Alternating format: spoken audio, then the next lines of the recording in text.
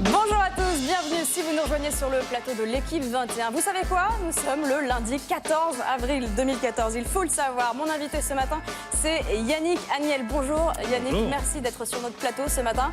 On va débriefer ensemble les championnats de France de natation à Chartres. On va parler de vos résultats avec, en ma compagnie, Blandine d'Alençon, journaliste pour l'équipe 21. Salut Blandine. Bonjour. Ravie de vous avoir ce matin sur notre plateau. Ravie d'être là, merci. Clio Paxder est avec nous comme chaque matin, ainsi que Damien Albessard et Raphaël Sebaoun. Un plateau très garni ce matin, je suis contente. On se retrouve juste après les titres de votre journal.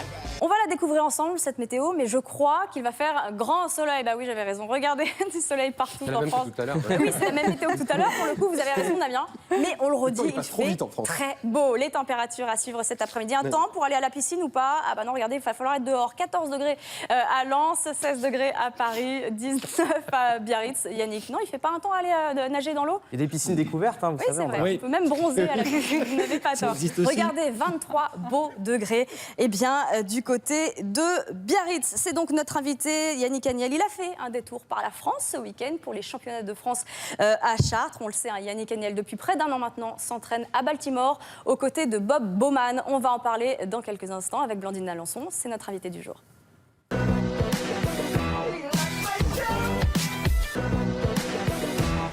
Alors Yannick, tout à l'heure, hein, dans le journal, on parlait de ces championnats de France de natation à Chartres. Pour dresser un bilan, vous avez validé votre ticket pour l'Euro à Berlin sur le 200 et le 400 mètres.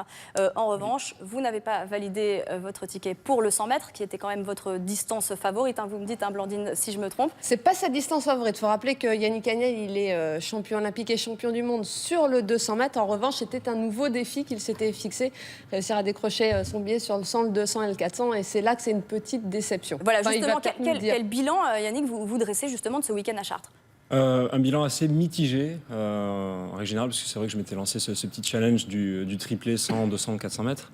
Mais au-delà de ça, on tire beaucoup d'enseignements avec mon entraîneur américain, puisque c'est notre première préparation, notre première saison ensemble.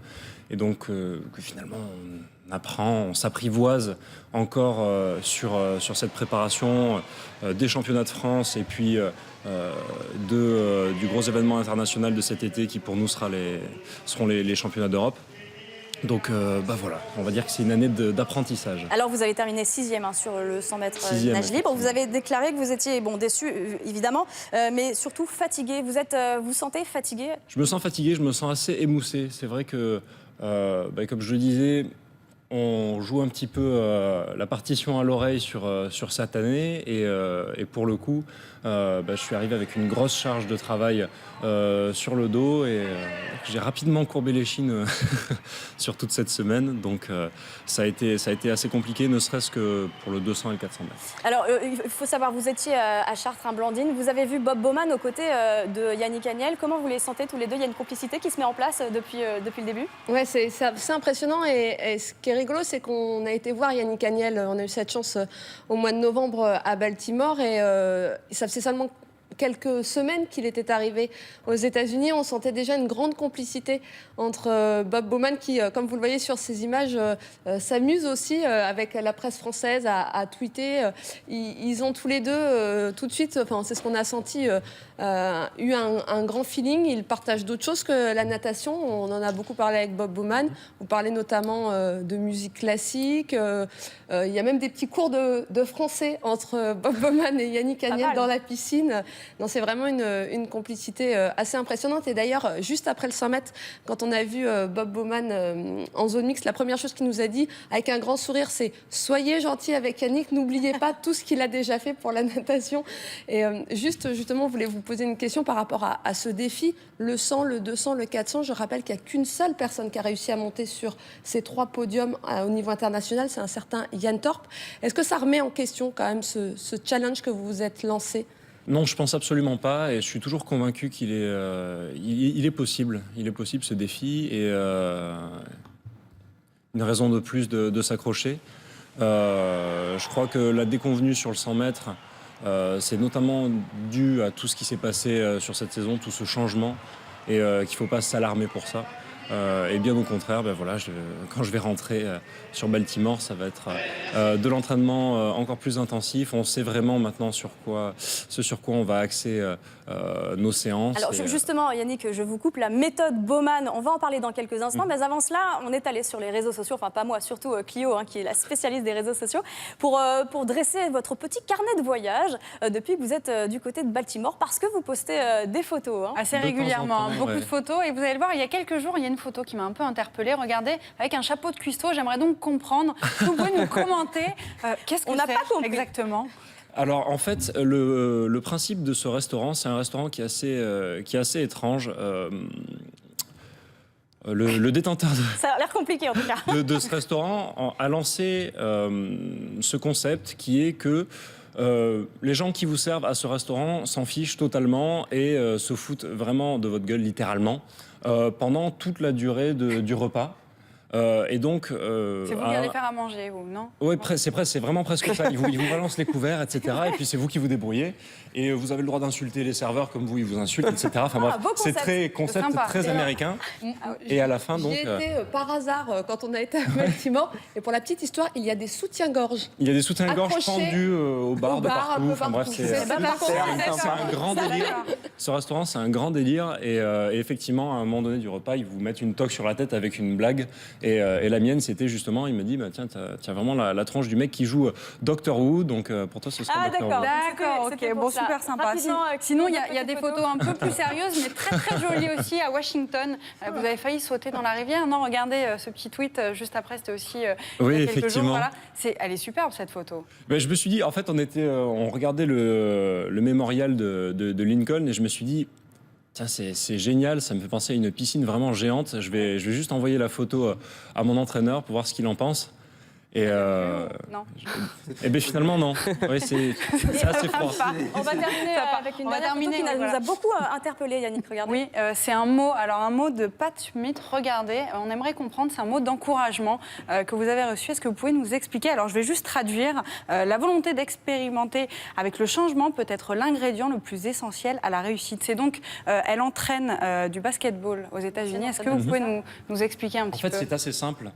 Avant chaque entraînement, donc 2 fois par jour, on a un papier avec notre séance qui est décrite, et puis une citation d'une personne du monde du sport ou pas, qui est souvent assez inspirante, que Bob Bowman, mon entraîneur, nous écrit sur un coin de la feuille. Et du coup, j'avais trouvé celle-là assez appropriée, et c'est pour ça que j'avais souhaité la tweeter. Inspiré par Bob Bowman. Merci Clio. Alors justement, on va y venir. Quelle est votre journée type avec l'ancien entraîneur de Michael Phelps?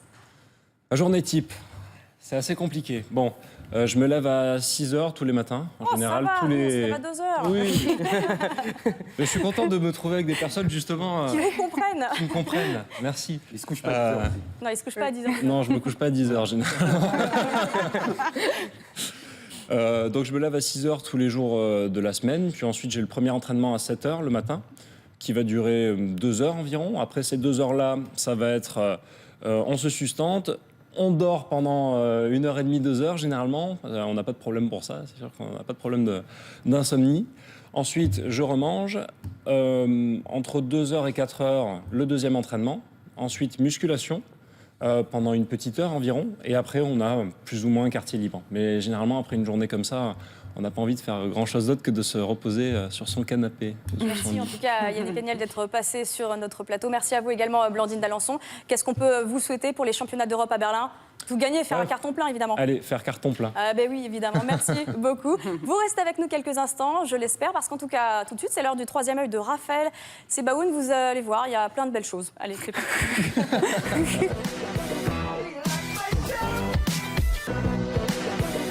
Allez, débrouille-toi. Voilà, exactement. Alors Yannick, je ne sais pas si vous avez un petit peu eu le temps de suivre l'actualité du week-end hors natation. Absolument pas. Bien évidemment. Alors, vous n'avez pas vu le match entre l'équipe de l'Atlético Madrid et puis Retafe et le pénalty raté de Diego Costa avec un magnifique arrêt. L'arrêt, vous allez le voir, mais aussi l'arrêt. Regardez à gauche derrière. Regardez, on a zoomé. Oh, oui, l'arrêt. Voilà, allez là, l'arrêt.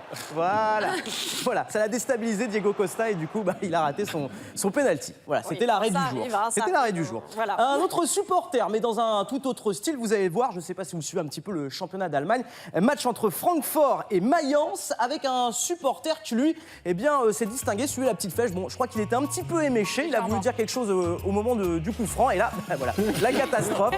Heureusement que là, c'était la tribune basse, hein, parce que sinon, c'était une très dure. Vous avez vu, belle petite beau plongeon. Artistique, ouais. Très beau Quelque plongeon, chose. Yannick Agnel, vous lui mettez une petite note, non? Petite note, allez, un 9 sur 10. Un 9 sur 10, voilà, pour notre supporter allemand. Une méthode à présent révolutionnaire pour tirer les coups francs. Retourne au championnat d'Espagne, match entre Villarreal et Levante avec le coup franc tiré avec 2 joueurs simultanés. Simultanément, c'est parti. Voilà, ça sert à rien. Voilà. ça sert à Exactement. Alors les 2 joueurs se sont pas compris, on ne sait pas ce qu'ils ont voulu réellement faire, mais en tout cas, coup franc complètement raté pour ces joueurs de Levante. Voilà, bon, le coup franc le plus ridicule de l'histoire peut-être du football. Voilà.